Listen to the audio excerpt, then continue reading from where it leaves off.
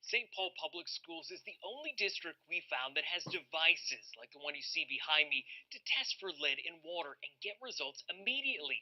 While they had most results in hand, records show it took time to turn off some fixtures with high lead. 5 Eyewitness News reviewed lead and water testing results for more than 600 schools and discovered that 1 out of 4 were not following the state's guideline to test for lead. St. Paul Public Schools did not make that failing to test list, having tested all buildings this year. Records showed 233 fixtures with high levels of lead. We questioned the district to find out when they took corrective action to address the problems. The speed and the lower cost was really important to us. I sat down with Jeff Connell, who was part of a team that used these new water testing machines to check most of the district's 6,500 fixtures for lead. This gives us results instantaneously. Wow. Okay. So as soon as you put in that water, you wait a couple minutes and you know if you've got high lead? Yes, you do. The lead level shows up right on the device, but in an email, the district says they did not turn off water fixtures with elevated lead immediately. We saved some of the labeling on the shutdown for those 230 some fixtures that failed the first flush. We did most of that work in July and August. So after the kids left? After the kids left. So were any kids drinking out of those fountains that tested high during the school year before those signs went up? You know, I don't know that. The district says it was always its intent to get data first from every school before implementing corrective actions.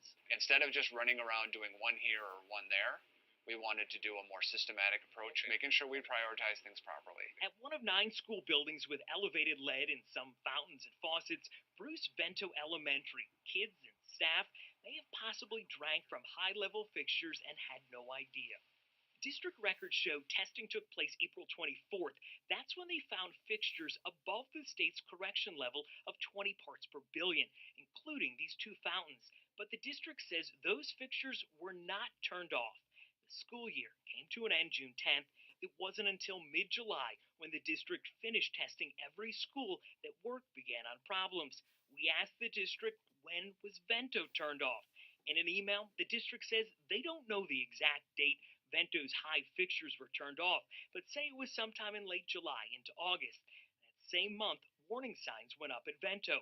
The district wrote to me saying they follow Minnesota's Department of Health guidelines. Once tested, initiate a corrective action plan, including flushing or replacement of fixtures. This is the approach that SPPS took.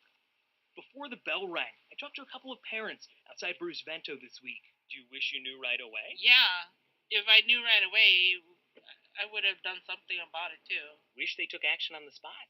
They should have, yes, right there and then.